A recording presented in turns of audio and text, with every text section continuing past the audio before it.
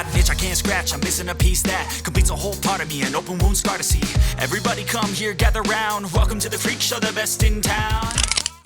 Teman-teman, dalam setahun terakhir UFC kelihatan makin sering bikin keputusan yang bikin dahi berkerut. Ada petarung yang lagi panas-panasnya, ada juga veteran yang udah lama setia, tapi ujung-ujungnya tetap disingkirkan begitu saja. Bukan karena kalah beruntun, tapi karena bisnis lagi jalan dengan caranya sendiri. Kasus terbaru yang bikin banyak orang geleng-geleng kepala adalah Rinat Fakhretdinov.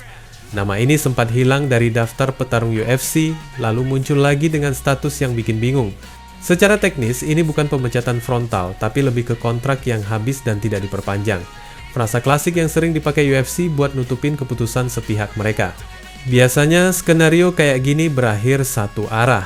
Petarung bilang lagi nego, publik berharap ada comeback, tapi ujungnya ya kelar. Alexander Romanov pernah ngalamin hal serupa. Rekornya 7-3 di UFC, sempat nongkrong di peringkat 10 besar kelas berat, tapi dilepas dan gak pernah dikasih jalan pulang. Yang bikin cerita Rinat jauh lebih aneh, dia justru belum pernah kalah di UFC. 6 kemenangan, 1 hasil imbang, sempat nyicip peringkat 15 besar welter, lalu pelan-pelan didorong keluar tanpa pernah benar-benar dikasih jalur naik. Padahal dengan rekor 6 kemenangan tak terkalahkan, secara logika dia pantas stay di ranking.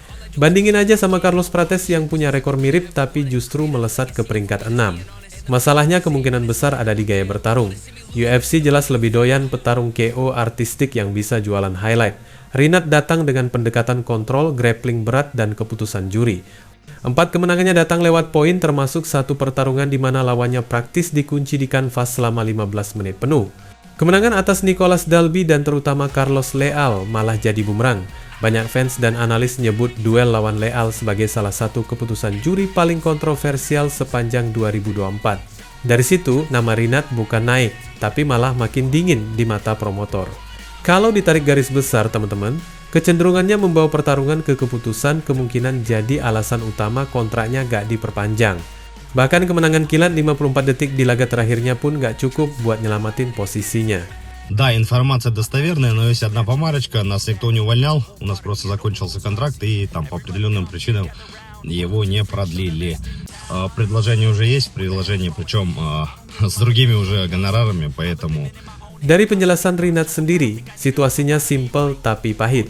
Kontraknya habis, UFC memilih berhenti di situ, dan tawaran dari promosi lain langsung berdatangan dengan nilai yang jauh berbeda. Artinya, secara kualitas, pasar masih sangat menginginkannya. Ada juga kemungkinan lain yang nggak pernah muncul ke publik, entah konflik internal atau pertimbangan bisnis yang lebih rumit. Yang jelas, Rinat sekarang satu barisan dengan Muhammad Mokaev, petarung tak terkalahkan lain yang cuma selangkah dari title shot, tapi juga ditinggal UFC begitu saja. Di tahun yang sama, Brian Battle dan Martin Buda yang sama-sama punya rekor solid ikut tersingkir. Jairzinho Rozenstruik bahkan dilepas saat masih bertengger di peringkat 10 besar kelas berat. Semua ini jadi pengingat keras buat para petarung. Di UFC, kemenangan beruntun bukan jaminan keamanan. Ini hiburan, ini bisnis, dan keputusan bisa berubah kapan saja, teman-teman. Tetap aja, kasus Fakhretdinov terasa paling janggal. Petarung sebersih itu rekornya, tapi dipersilakan pergi tanpa penjelasan gamblang. Meski begitu, masa depannya masih terang. Hampir pasti, PFL atau Liga Rusia bakal buka pintu lebar-lebar. Jangan lupa, satu-satunya kekalahan Rinat terjadi lebih dari 1 dekade lalu, tepatnya tahun 2013. Dengan resume seperti itu, dia bukan petarung buangan, dia justru aset mahal yang sekarang tinggal nunggu panggung baru buat buktiin kalau UFC mungkin salah langkah.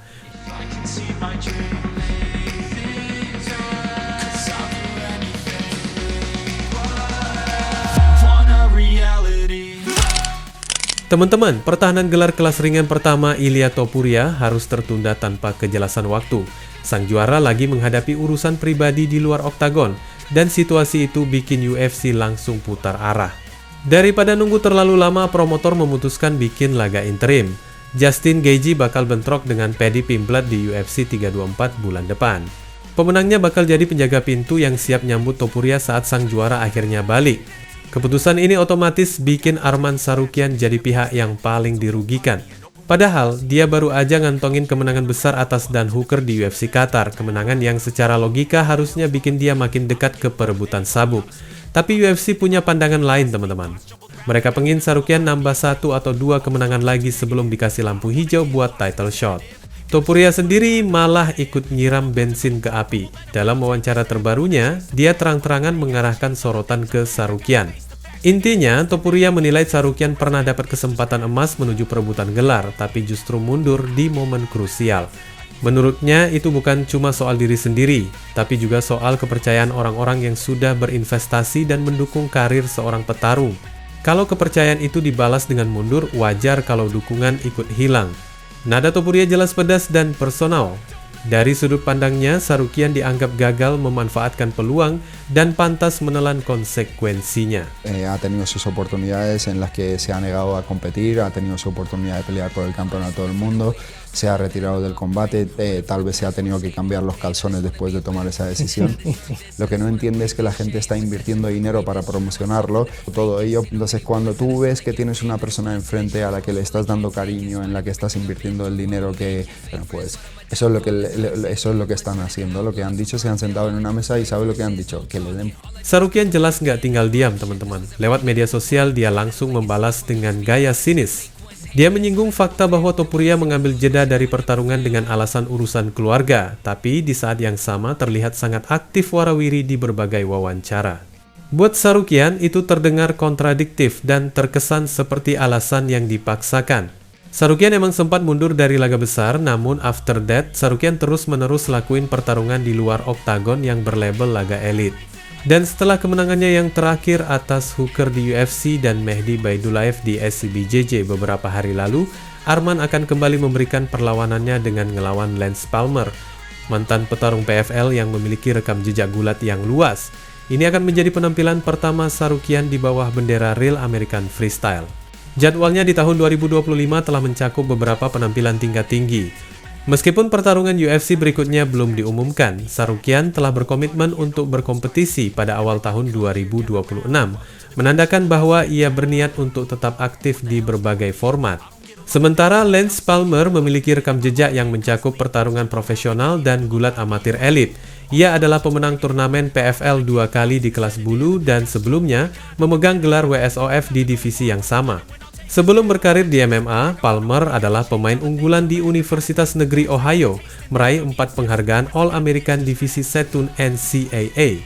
Palmer sudah pernah bertanding sekali di Real American Freestyle. Pada pertunjukan perdana promosi tersebut di bulan Agustus, ia kalah angka dari Austin Gomez dan sekarang berupaya bangkit kembali melawan salah satu penantang kelas ringan papan atas UFC.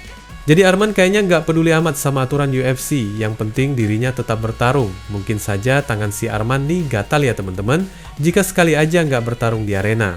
Wassalamualaikum warahmatullahi wabarakatuh.